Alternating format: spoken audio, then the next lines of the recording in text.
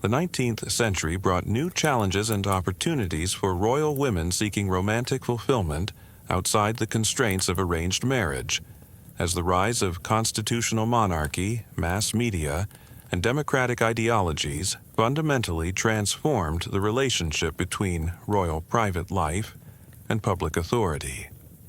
The romantic scandals that previous generations had managed through court intrigue and diplomatic discretion now became front-page news that could trigger constitutional crises and threaten the stability of entire political systems. Royal families found themselves caught between the continuing political importance of their marriages and the growing public expectation that even kings and queens should be guided by the same moral standards that governed ordinary citizens. Queen Victoria's approach to royal romance represented a deliberate rejection of the elaborate romantic theater that had characterized previous royal courts, as she sought to demonstrate that the British monarchy represented moral virtue, rather than aristocratic decadence, in an era of rapid social and political change. Her marriage to Prince Albert was based on genuine affection and mutual respect, but it was also a calculated political choice, designed to establish the royal family as a model of domestic virtue that could survive the democratic pressures that were transforming European politics. Victoria understood that the age of absolute monarchy was ending, and that royal authority would increasingly depend on moral leadership rather than political power.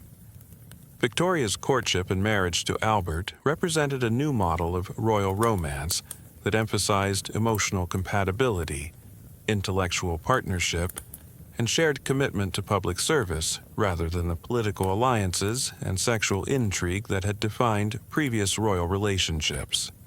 Their correspondence reveals two intelligent, ambitious people who found in each other not just romantic fulfillment, but intellectual stimulation and moral support that enhanced their effectiveness as public figures. Albert brought to their partnership a sophisticated understanding of European politics, advanced ideas about science and technology, and a vision of royal authority that emphasized cultural leadership and social reform rather than traditional displays of power and privilege. The success of Victoria and Albert's marriage had enormous influence on European royal culture, as other monarchs began to emulate their emphasis on domestic virtue and moral leadership. The British royal family became a symbol of stability and respectability that contrasted sharply with the romantic scandals and political upheavals that plagued other European courts. Victoria's letters reveal a woman who found genuine happiness in marriage while remaining constantly aware of the public significance of her private relationships, understanding that her romantic life was a form of political communication that demonstrated to her subjects that the monarchy represented family values and moral stability. But even Victoria couldn't entirely escape the complications of royal romance, particularly after Albert's death in 1861 transformed her from a happily married queen into a grieving widow whose obsessive devotion to her deceased husband's memory became a form of romantic theater that influenced British culture for decades. Her prolonged mourning and withdrawal from public life were interpreted as evidence of the depth of her emotional commitment, demonstrating to her subjects that even queens were capable of genuine love and devastating loss. But Victoria's romantic devotion to Albert's memory also created political problems, as the monarchy became increasingly disconnected from public life, and Victoria's refusal to remarry or even appear in public began to undermine the institution she was supposed to represent. Victoria's approach to managing her widowhood revealed the continuing importance of royal romance as a political issue, as her subjects and advisors pressured her to balance her personal grief with her public responsibilities. Her decision to remain faithful to Albert's memory for the rest of her life was interpreted as both admirable devotion and selfish indulgence, depending on the observer's political perspective. The tension between Victoria's private emotions and public duties demonstrated that even in the age of constitutional monarchy, Royal romance remained a political issue that could enhance or undermine royal authority, depending on how it was managed. Victoria's children and grandchildren faced different challenges as royal romance adapted to the realities of modern media and democratic politics, where romantic scandals could become international news within hours, and public opinion could influence royal policy in ways that previous generations had never experienced.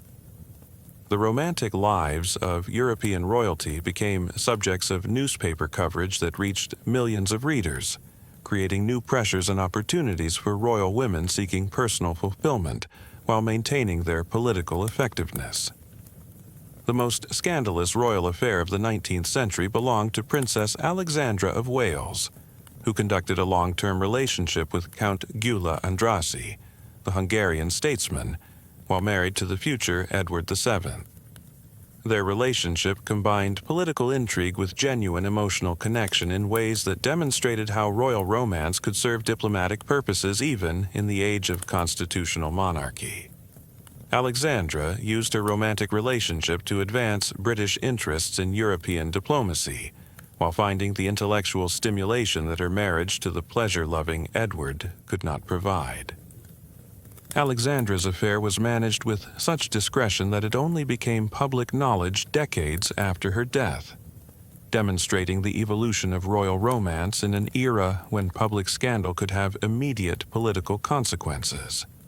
The relationship succeeded because both participants understood that their personal connection had to serve larger political purposes to be sustainable, and because Alexandra had learned from the experiences of previous royal women how to balance personal fulfillment with public responsibility.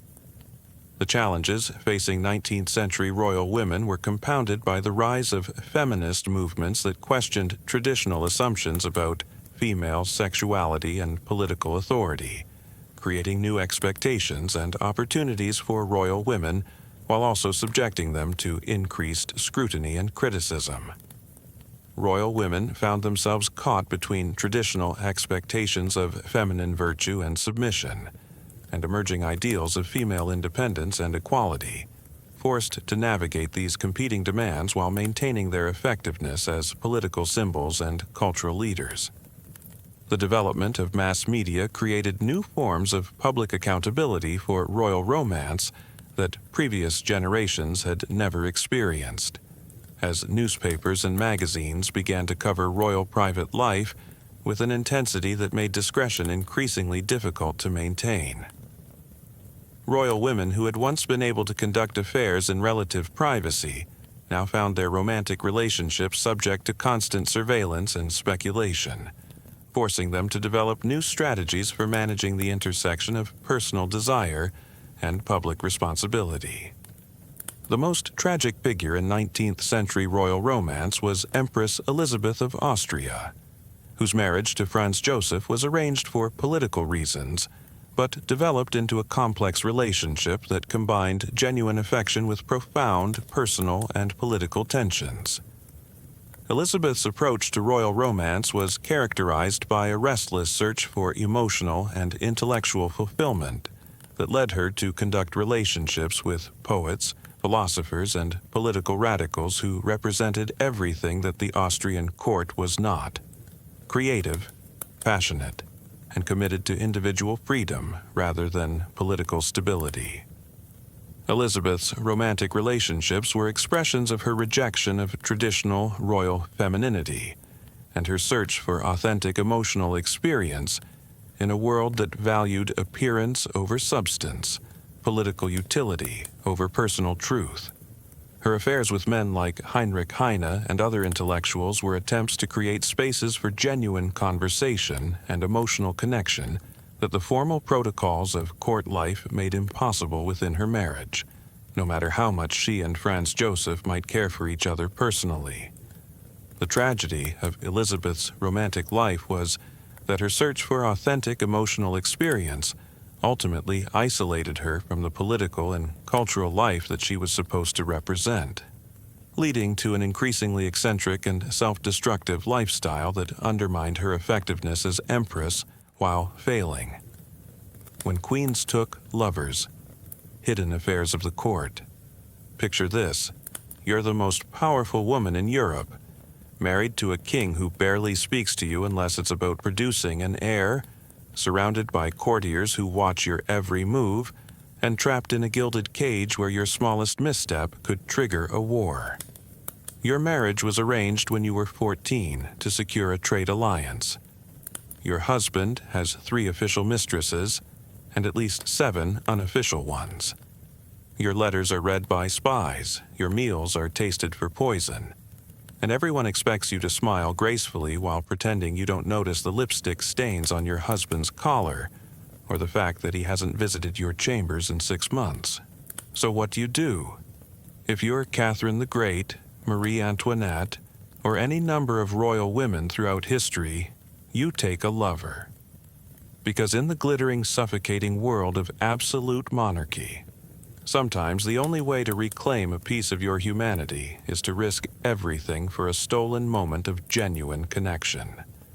Welcome to the secret world of royal infidelity, where love was rebellion, passion was treason, and a single kiss could topple kingdoms. The art of the royal affair wasn't born in the Renaissance palaces or the perfumed gardens of Versailles.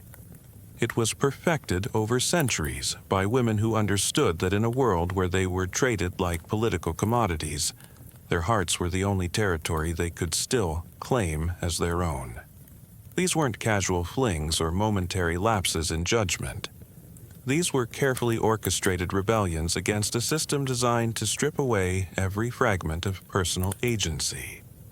Take Cleopatra VII, the last pharaoh of Egypt, who turned romantic liaisons into geopolitical masterstrokes. History remembers her affairs with Julius Caesar and Mark Antony, but it often misses the brilliant calculation behind them. Cleopatra wasn't some love-struck teenager throwing herself at powerful Romans. She was a brilliant political strategist who understood that in a world ruled by men, sometimes the fastest way to a man's armies was through his bedchamber. When she had herself smuggled to Caesar wrapped in a carpet, she wasn't just making a dramatic entrance. She was launching a seduction campaign that would secure Egypt's independence for another generation. But Cleopatra's affairs were unusual in that they served dual purposes, political and personal. Most royal women weren't so fortunate. Their marriages were business transactions, their bodies diplomatic assets, their children insurance policies against future wars. Love, if it came at all, had to be stolen in shadows, whispered in code, and hidden behind elaborate deceptions that would make modern spy novels look quaint. Consider Eleanor of Aquitaine, one of the most powerful women of the medieval world. Married first to Louis VII of France, then to Henry II of England, Eleanor controlled vast territories and commanded armies. Yet even she, with all her power and influence, had to navigate the treacherous waters of royal marriage with the delicacy of a bomb disposal expert. Her marriage to Louis was a disaster from the start. He was pious, serious, and utterly bewildered by his vibrant, intelligent wife, who had zero interest in spending her days in prayer and contemplation. During the Second Crusade, Eleanor scandalized the Christian world by allegedly conducting an affair with her uncle, Raymond of Antioch. Whether the affair actually happened or was simply malicious gossip spread by political enemies, the mere suggestion was enough to poison her marriage to Louis. But Eleanor wasn't done. After their marriage was annulled, she immediately married Henry II of England, a man 11 years her junior, who possessed exactly the kind of passionate, tempestuous nature that Louis lacked. Their relationship was legendary for its intensity, both romantic and political. Henry and Eleanor fought like gladiators and loved like teenagers, creating one of the most dynamic power couples in European history. But even this passionate union eventually soured, and by the end of their marriage, they were waging literal war against each other. Eleanor spent 16 years under house arrest, essentially imprisoned by her own husband, because her political ambitions threatened his authority. Yet even in captivity, Eleanor wielded a different kind of power. She became the patron of troubadours and poets who spread the ideals of courtly love throughout Europe. Through her support of these artists, she helped create an entirely new cultural framework that elevated romantic passion and gave women a vocabulary for expressing desire. In her own way, Eleanor turned her forced isolation into a platform for romantic revolution. The courts of medieval Europe were hotbeds of romantic intrigue, but it was the Renaissance that truly perfected the art of the royal affair.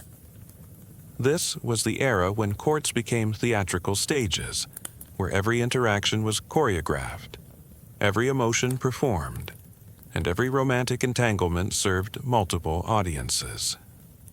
The Italian city-states, with their complex web of alliances and rivalries, produced some of the most sophisticated practitioners of romantic politics in history. Isabella d'Este, the Marchioness of Mantua, turned her court into the cultural center of Italy through a combination of intellectual brilliance and carefully cultivated romantic mystique. She was married to Francesco Gonzaga, a competent but unimaginative military commander who was frequently away on campaign. Rather than languish in solitude, Isabella transformed her court into a salon where artists, poets, and scholars competed for her attention and patronage. Her correspondence reveals a woman who understood exactly how to leverage romantic tension for political and cultural gain. She flirted outrageously with the great artists of her time, commissioning works that celebrated her beauty and intelligence while maintaining just enough distance to keep them hungry for her approval. Her letters to Pietro Bembo, one of the great poets of the Renaissance, are master classes in the art of intellectual seduction. She praised his work, shared her own thoughts on literature and philosophy, and created an atmosphere of intimate connection while never quite crossing the line into explicit romance.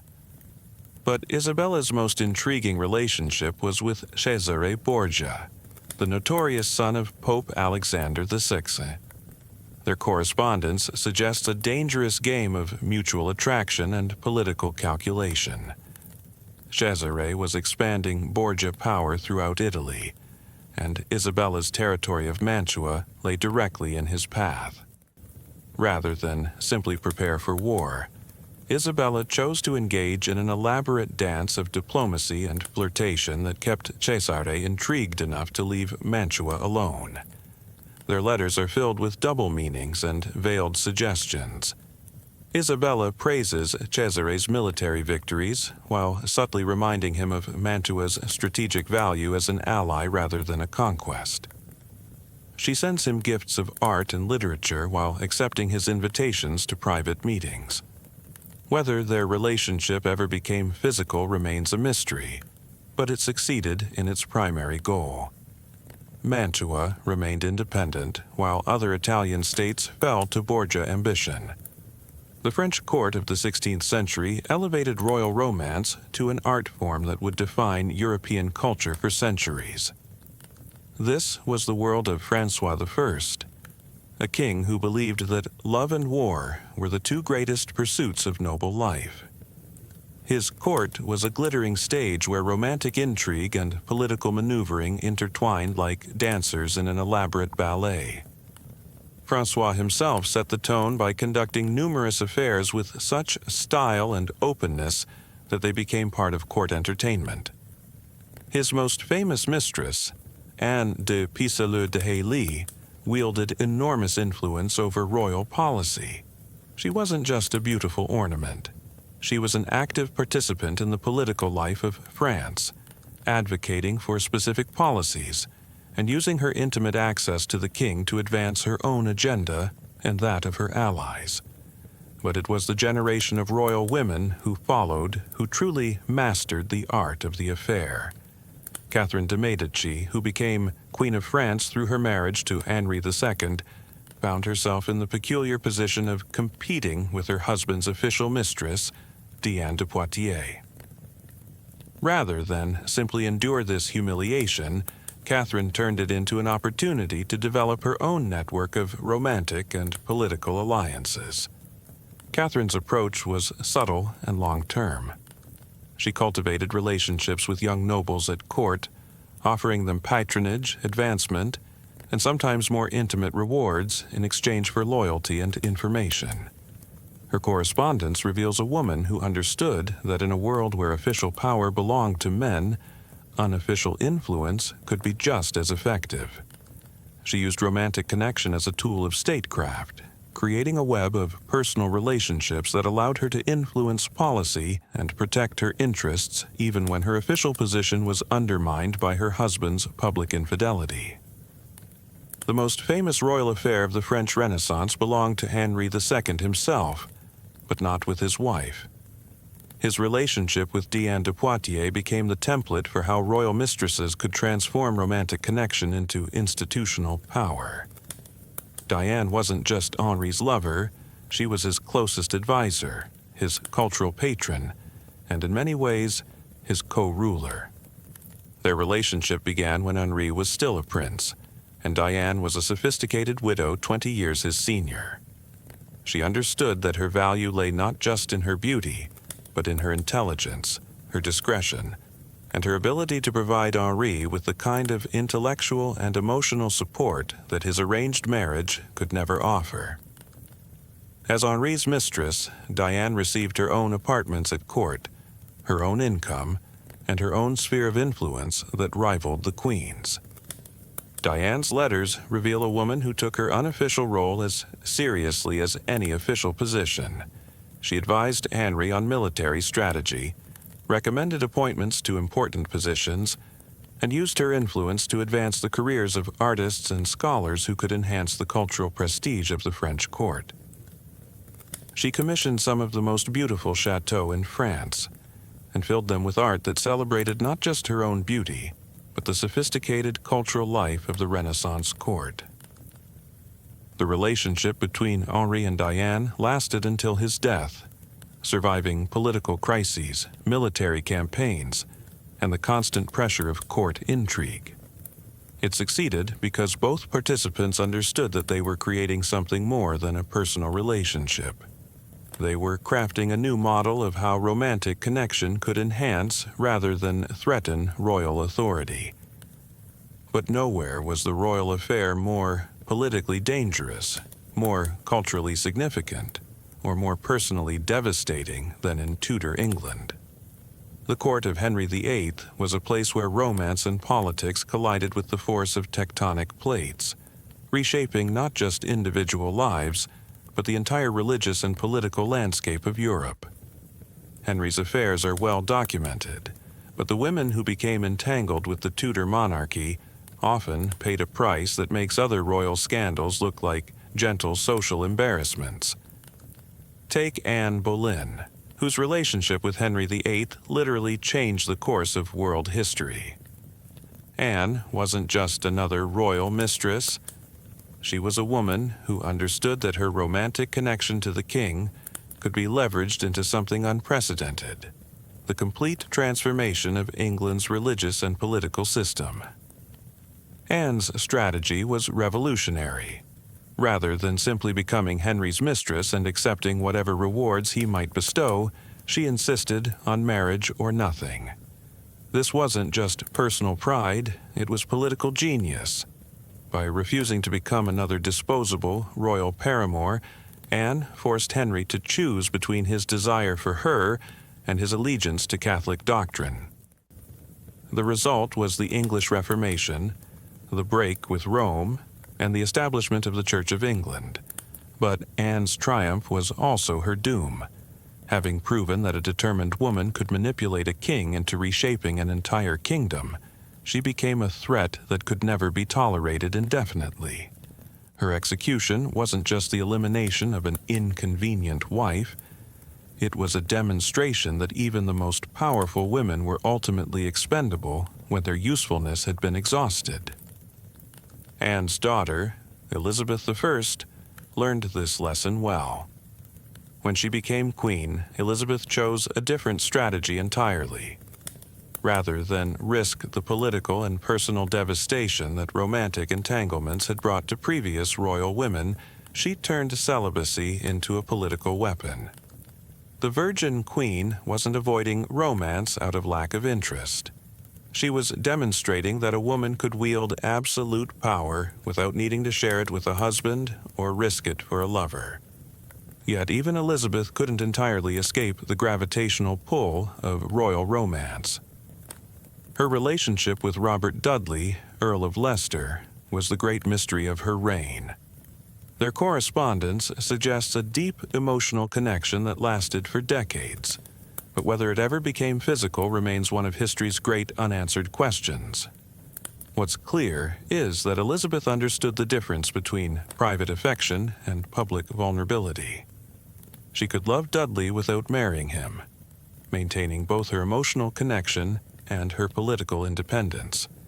The most tragic figure in Tudor romantic politics was Mary, Queen of Scots, whose approach to royal love affairs was the exact opposite of Elizabeth's calculated restraint. Mary seemed determined to prove that passion could overcome political reality, a belief that ultimately cost her everything, including her life. Mary's first marriage to the Dauphin of France was a political arrangement that might have given her enormous power if her young husband hadn't died before inheriting the French throne. Suddenly widowed and returned to Scotland, Mary found herself in the unprecedented position of being a young, beautiful, and personally powerful queen in a land torn apart by religious and political faction. Her second marriage to Lord Darnley was the beginning of her downfall.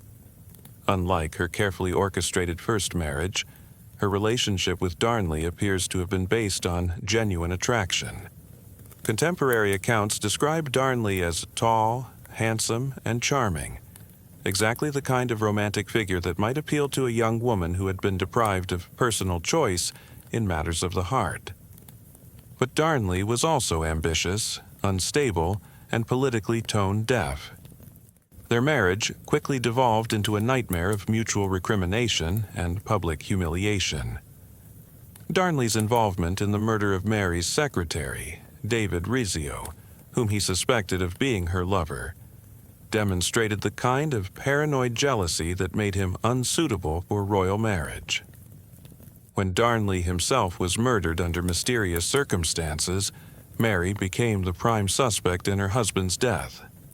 Mary's third and final romantic entanglement was with James Hepburn, Earl of Bothwell, the man widely believed to have murdered Darnley. Their relationship was scandalous even by the relaxed standards of Renaissance royal romance. Mary married Bothwell just 3 months after Darnley's death, leading to speculation that they had been lovers before becoming conspirators. The marriage to Bothwell was Mary's final strategic error. Unlike her earlier romantic choices, which had at least offered some political advantages, her relationship with Bothwell alienated virtually every important faction in Scotland. The Scottish nobles, already suspicious of Mary's Catholic faith and French upbringing, saw her marriage to her husband's alleged murderer as proof that she was unfit to rule. Mary's romantic choices ultimately cost her the Scottish throne and led to her 19-year imprisonment in England, ending with her execution in 1587. Her story became a cautionary tale about the dangers of allowing personal passion to override political calculation. But it also revealed the impossible position that royal women occupied in a world where they were expected to be both emotionally accessible and politically invulnerable. The 17th century brought new sophistication to the art of royal romance, as European courts developed increasingly elaborate protocols for managing the intersection of love and politics. The court of Louis XIV at Versailles became the ultimate stage for romantic theater, where every affair was choreographed, every liaison served multiple audiences, and every broken heart advanced someone's political agenda. This wasn't just a palace. It was a laboratory where the science of royal seduction was perfected through decades of careful experimentation and ruthless competition. Louis XIV himself was a master of romantic politics, conducting affairs with such calculated precision that they became part of the entertainment at Versailles. His relationship with Louise de la Vallière was deliberately public, a demonstration of royal virility and cultural sophistication that enhanced his prestige throughout Europe. Louise, a shy 17-year-old when she first caught the king's attention, represented everything that Louis wanted to project about French refinement. She was blonde, blue-eyed, and possessed a natural grace that seemed to embody the artistic ideals of the French court. But when Louise became too emotionally demanding, openly weeping during court ceremonies and writing passionate letters that threatened to embarrass the king, Louis simply replaced her with Madame de Montespan, a more experienced courtesan who understood that royal mistresses were performers first and lovers second. The transition from Louise to Montespan was managed with theatrical precision that would have impressed any stage director. Louis began distancing himself from Louise gradually, reducing the frequency of his visits to her apartments, inviting her to fewer private suppers, and subtly redirecting his attention to other court beauties. Meanwhile, Madame de Montespan was positioned as Louise's friend and confidant, offering comfort and advice while secretly working to undermine her rival's position. The entire court watched this elaborate drama unfold over months, understanding that they were witnessing not just a change in royal affection, but a masterclass in political maneuvering disguised as romantic intrigue. The women who navigated Louis's court had to master an incredibly complex set of social and romantic rules that would have challenged the most sophisticated diplomat. A successful royal mistress needed to be beautiful enough to attract the king's attention, intelligent enough to hold his interest, politically astute enough to avoid making dangerous enemies, and emotionally resilient enough to accept inevitable replacement when the king's attention wandered. But beyond these basic requirements, she also needed to understand the intricate hierarchy of court positions, the shifting alliances between noble families, the religious and political pressures that influenced royal policy, and the delicate balance between public display and private discretion that kept royal affairs from becoming political scandals. The daily life of a royal mistress at Versailles was a performance that began before dawn and continued until late into the night. She would rise early to prepare for the king's visit, selecting her dress, jewelry, and perfume with the care of a general planning a military campaign. Every detail mattered because every detail would be scrutinized by hundreds of courtiers looking for signs of favor or disfavor. Her morning toilette was itself a social event, with carefully selected ladies-in-waiting and noble visitors who came to gauge her current status and curry favor for their own purposes. Madame de Montespan excelled at this demanding role for nearly 2 decades, longer than most royal marriages of the era. She understood that her value lay not just in her beauty, but in her ability to enhance Louis's cultural and political prestige through her own sophisticated intelligence and artistic patronage. She commissioned art from the greatest painters of the age, sponsored literature that celebrated French cultural supremacy, and created a salon that attracted the greatest minds of the French Enlightenment. Her apartments at Versailles became a second court where philosophers, artists, and politicians gathered to discuss the ideas that would shape European culture for generations.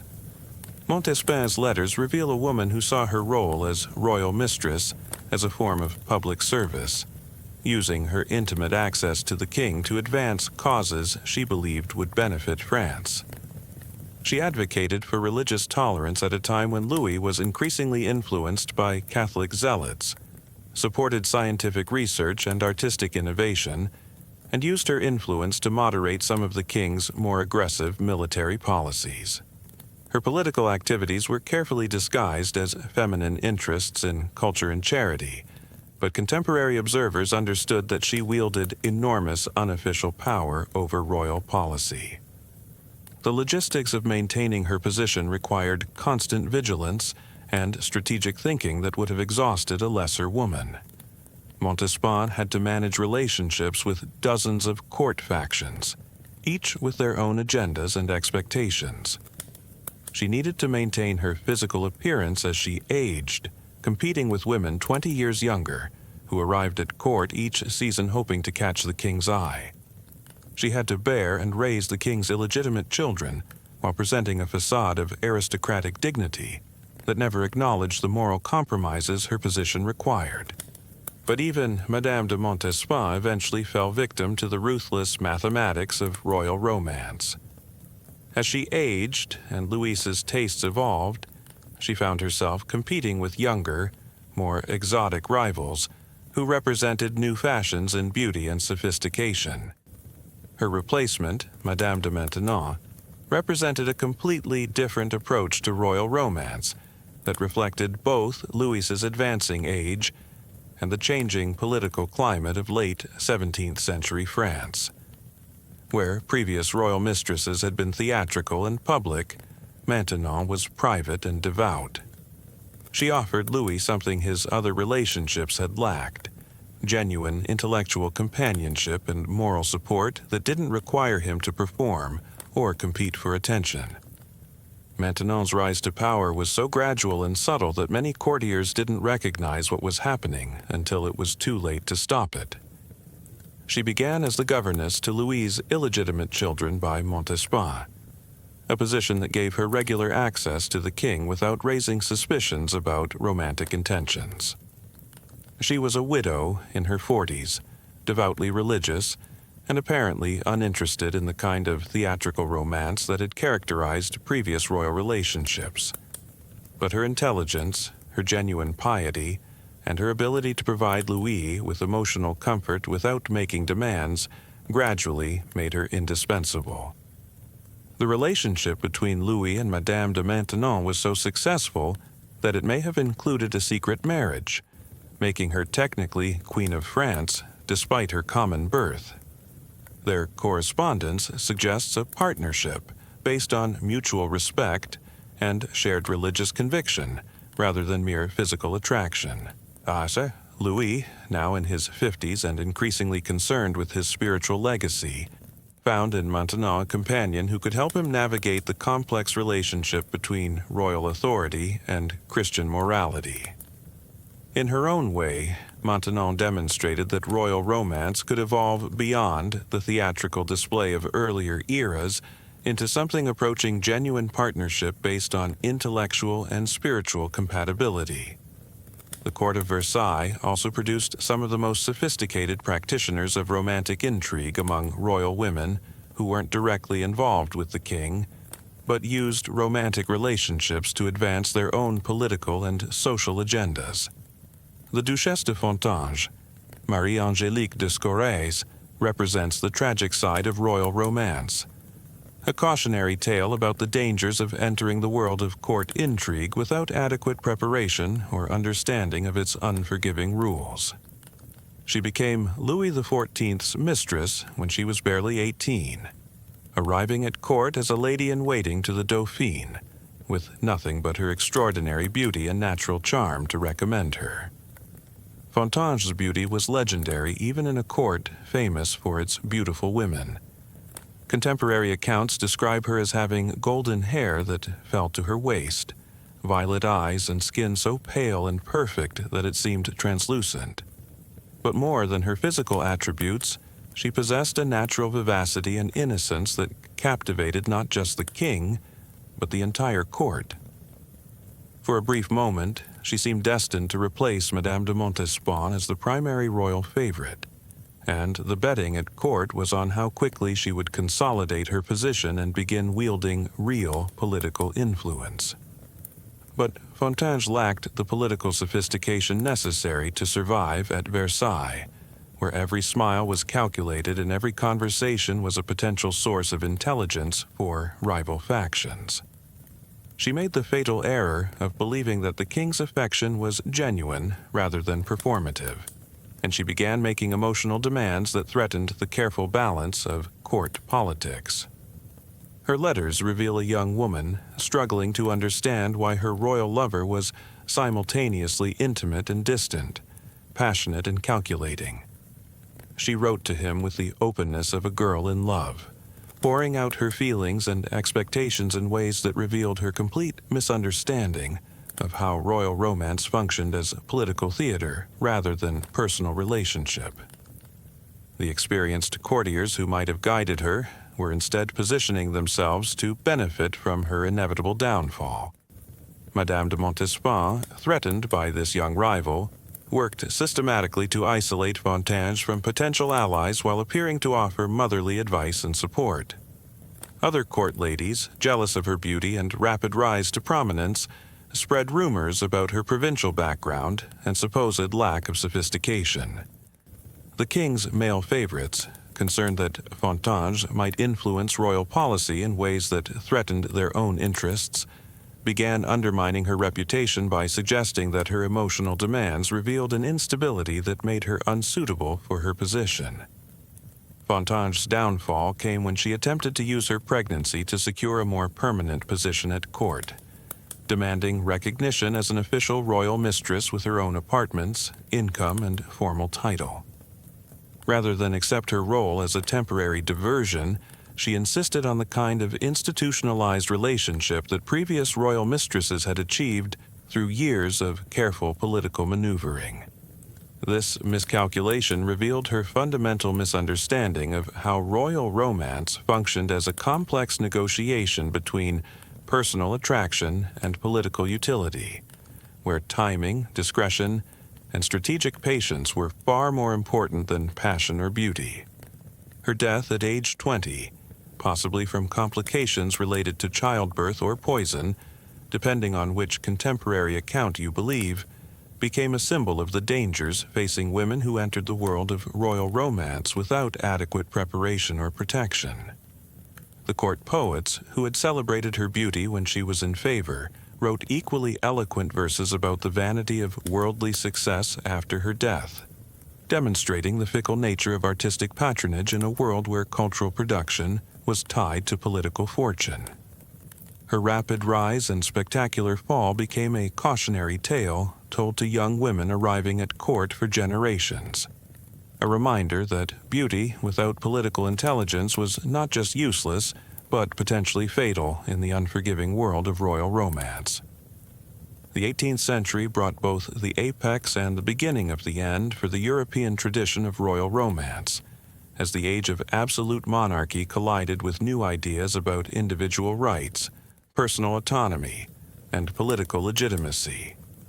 The court of Catherine the Great in Russia represented the ultimate synthesis of political power and personal passion, while the tragedy of Marie Antoinette in France demonstrated how romantic scandal could contribute to the collapse of an entire political system when it intersected with broader social and economic grievances.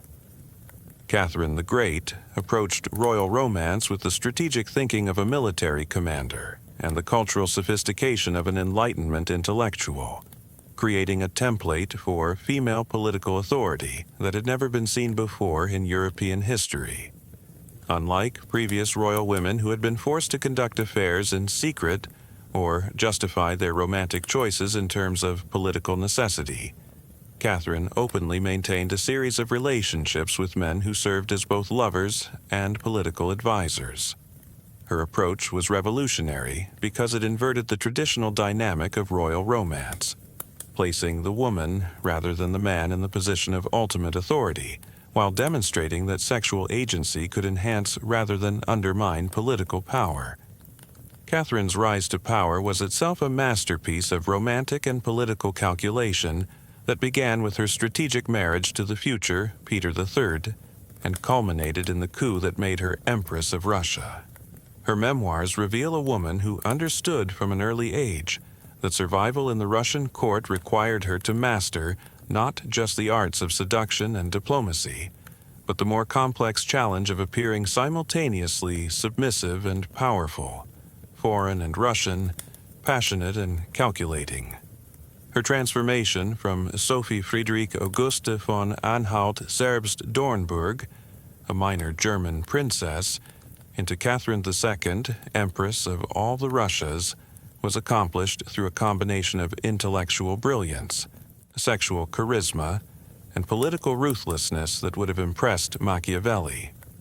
Her early years as Grand Duchess were marked by a marriage to Peter III that was both personally unfulfilling and politically dangerous. Peter was unstable, pro-Prussian in his sympathies, and contemptuous of Russian traditions, making him unsuitable as a ruler and unacceptable as a husband. Catherine's response was to conduct discreet affairs that served multiple purposes. They provided her with the emotional satisfaction that her marriage lacked, created networks of personal loyalty among influential Russian nobles, and demonstrated her commitment to Russian rather than German interests.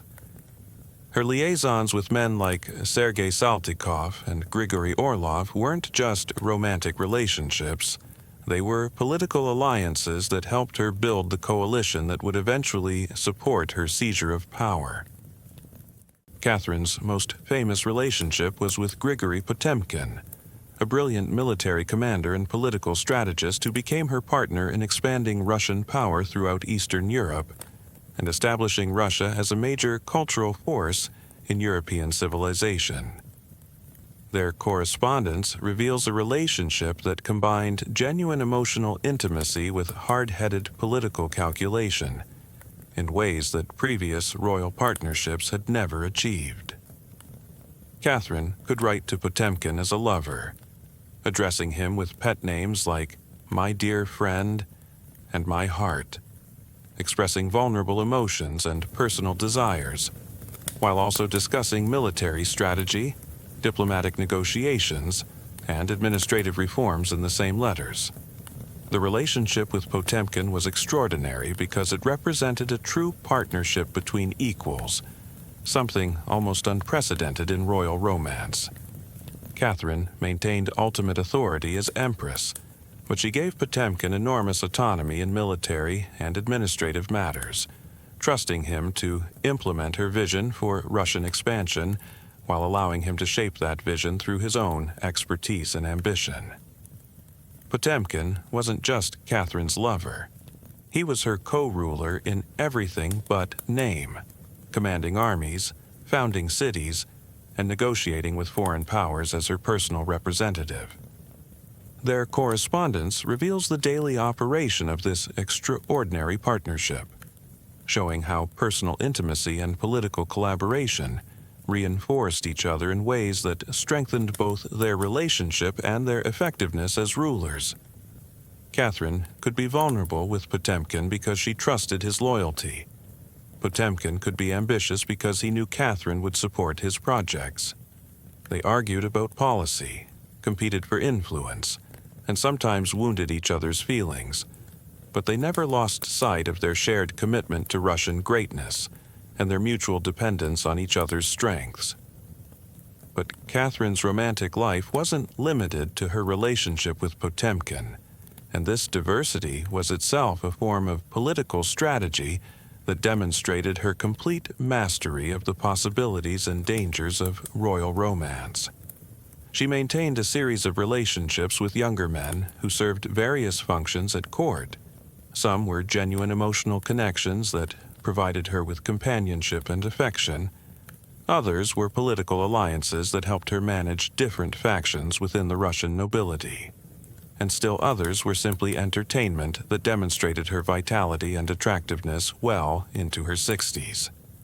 Her approach to managing multiple relationships simultaneously was a masterclass in emotional and political intelligence that required her to balance competing demands for attention, resources, and influence without allowing any single relationship to become so powerful that it threatened her authority, or so neglected that it became a source of resentment and opposition.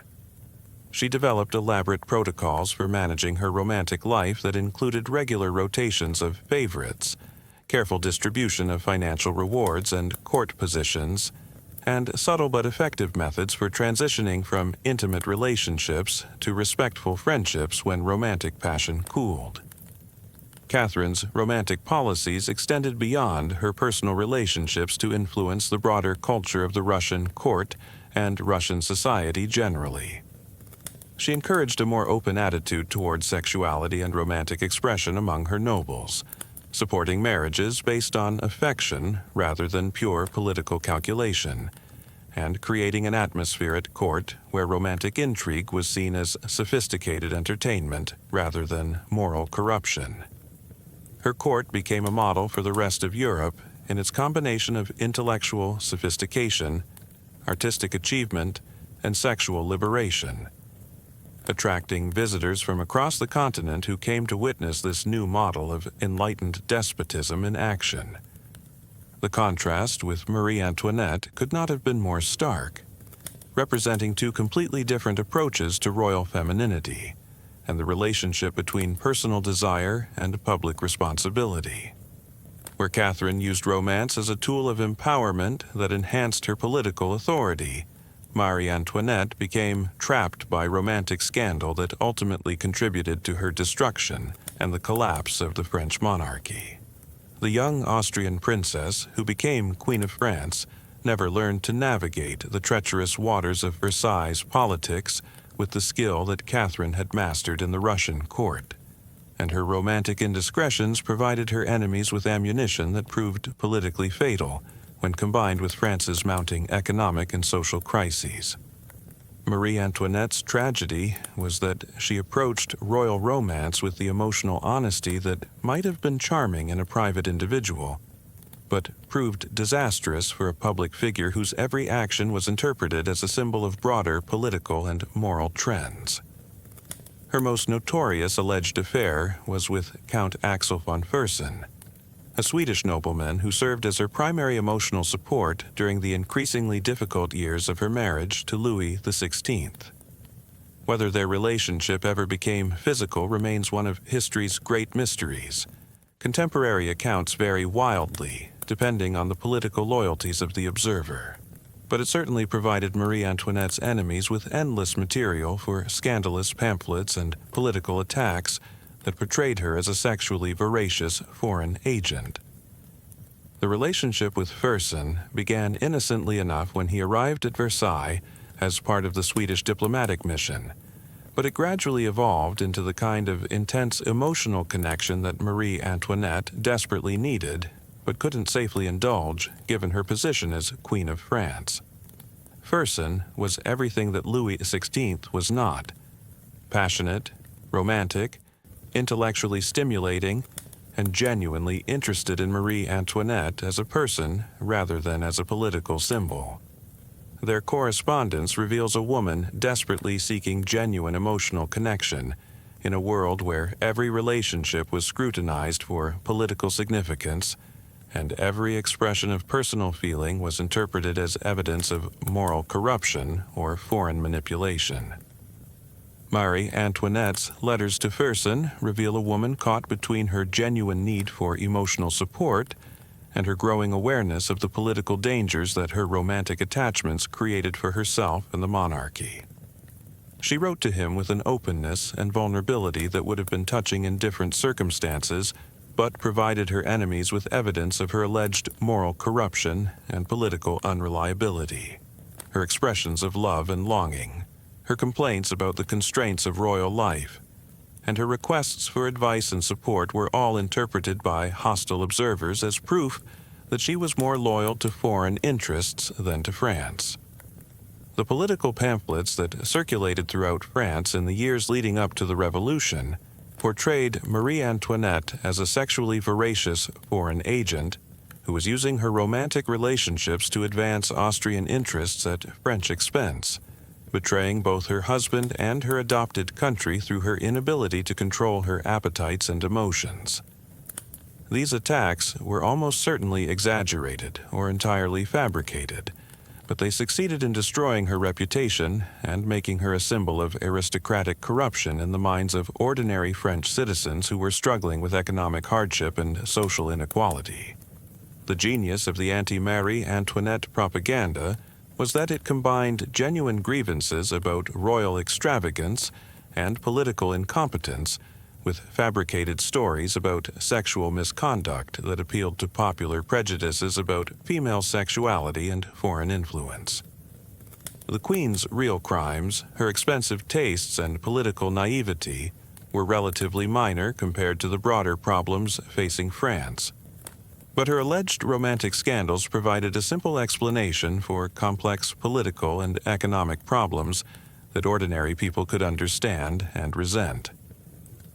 Marie Antoinette's romantic scandals became intertwined with economic and political grievances in ways that previous royal affairs had not, demonstrating how changing media and political culture could transform private relationships into public crises. Where earlier royal mistresses had been criticized for their influence over individual monarchs, Marie Antoinette was blamed for France's financial crisis, military defeats, and social inequality. Her alleged affairs became symbols of a broader system of aristocratic privilege that revolutionaries were determined to destroy, and her execution became a symbolic act of purification that was supposed to cleanse France of the corruption that royal romance represented. The execution of Marie Antoinette in 1793 marked the end of an era in European royal romance, demonstrating that the personal lives of royal women had become political issues in ways that threatened the stability of monarchical government itself. The French Revolution showed that romantic scandal could contribute to political upheaval in ways that previous generations had never imagined, making the personal political in the most literal and dangerous sense. The age of absolute monarchy was ending, and with it the system of royal romance that had allowed women like Catherine the Great to transform personal relationships into political power. The 19th century brought new challenges and opportunities for royal women seeking romantic fulfillment outside the constraints of arranged marriage. The rise of constitutional monarchy meant that royal families had less direct political power, but were subject to unprecedented public scrutiny through the emerging mass media. Romantic scandals that previous generations had managed through court intrigue now became public relations disasters that could threaten the stability of entire political systems. Queen Victoria's approach to royal romance represented a deliberate rejection of the elaborate romantic theater that had characterized previous royal courts. Her marriage to Prince Albert was based on genuine affection and mutual respect, but it was also a calculated political choice designed to demonstrate that the British monarchy represented moral virtue rather than aristocratic decadence. Victoria's letters reveal a woman who found genuine happiness in marriage while remaining constantly aware of the public significance of her private relationships. She understood that her romantic life was a form of political communication, demonstrating to her subjects that the monarchy represented family values and moral stability in an era of rapid social change. But even Victoria couldn't entirely escape the complications of royal romance. Her obsessive devotion to Albert's memory after his death in 1861 became a form of romantic theater that influenced British culture for decades. Her prolonged mourning and withdrawal from public life were interpreted as evidence of the depth of her emotional commitment. But they also created political problems as the monarchy became increasingly disconnected from public life. Victoria's children and grandchildren faced different challenges as royal romance adapted to the realities of modern media and democratic politics. The romantic lives of European royalty became subjects of international newspaper coverage, creating new pressures and opportunities for royal women seeking personal fulfillment.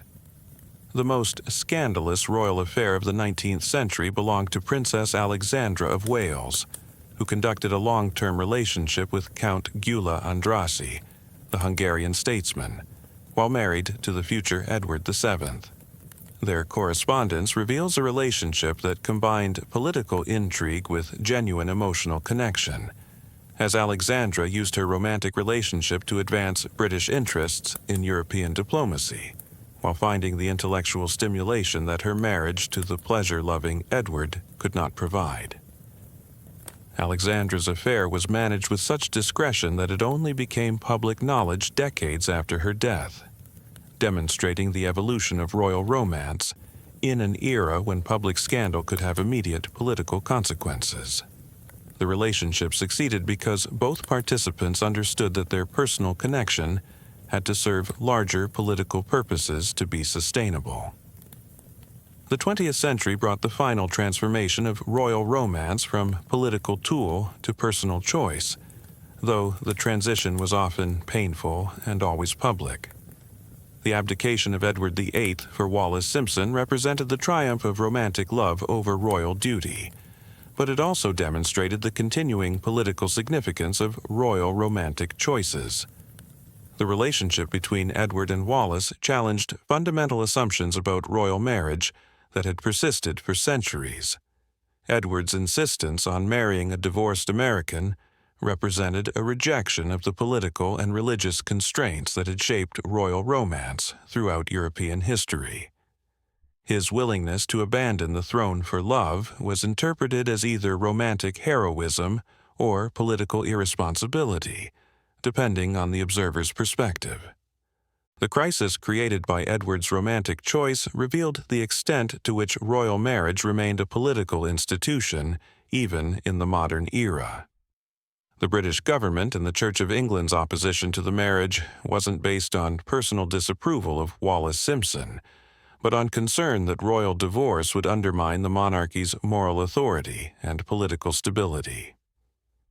Edward's abdication became a watershed moment in the history of royal romance, establishing the principle that personal happiness could take precedence over political duty.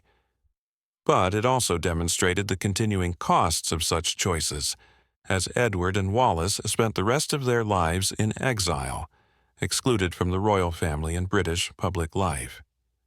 The evolution of royal romance throughout European history reveals the changing relationship between personal agency and political power, particularly for women.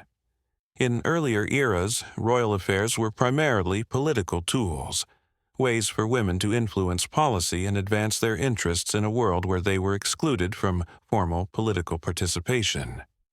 The romantic relationships of figures like Catherine the Great and Isabella d'Este were sophisticated forms of statecraft that allowed them to exercise power indirectly. But as political systems evolved and women gained greater legal and social equality, royal romance began to shift from political strategy to personal choice.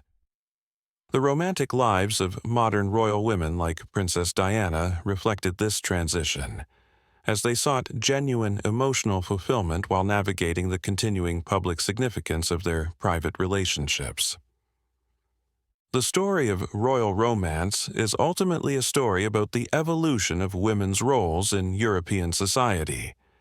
The queens and princesses who took lovers throughout history weren't simply rebelling against personal constraints. They were challenging fundamental assumptions about female agency, political authority, and the relationship between public and private life. Their affairs were acts of resistance against systems designed to reduce them to political symbols rather than human beings. Whether they succeeded or failed in their romantic pursuits, they demonstrated that even the most powerful institutions couldn't entirely suppress the human desire for genuine connection and personal autonomy. The hidden affairs of royal courts reveal the human cost of political systems that treated individuals as pawns in larger strategic games. Behind the glittering ceremonies and elaborate protocols of European monarchies were real people struggling to find meaning, connection, and happiness within constraints that would be unimaginable in modern democratic societies. Yet these stories also demonstrate the remarkable resilience and creativity of individuals who refused to accept that political necessity had to mean personal emptiness. The royal women who took lovers throughout European history were pioneers in the ongoing struggle to balance public duty with private fulfillment, a challenge that continues to resonate in contemporary discussions about leadership, authenticity, and the costs of public life. Their legacy isn't just in the political changes they influenced or the cultural institutions they created, but in their insistence that even queens are entitled to love, passion, and genuine human connection.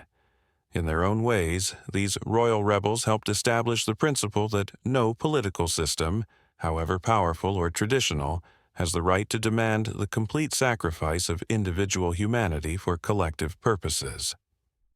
The affairs that shocked European courts for centuries ultimately contributed to the broader transformation of Western society toward greater recognition of individual rights and personal autonomy. The queens who took lovers were inadvertent revolutionaries, using romance as a form of resistance that helped reshape not just their own lives, but the fundamental assumptions about power, gender, and human dignity that continue to influence our world today. In the end, the hidden affairs of royal courts weren't just scandals to be whispered about in palace corridors. They were acts of courage by women who refused to accept that their birth into positions of political significance meant the surrender of their right to emotional authenticity. Their stories remind us that behind every crown was a human being, struggling with the same desires for love, understanding, and genuine connection that define the human experience across all social boundaries and historical periods. These royal women who dared to love outside the constraints of political marriage didn't just change their own lives. They helped establish the principle that personal happiness and public duty don't have to be mutually exclusive, a lesson that continues to resonate in our contemporary discussions about leadership, authenticity, and the price of public service. Their rebellions in the bedchamber ultimately contributed to revolutions in the broader society, proving that sometimes the most profound political changes begin with the most intimate personal choices.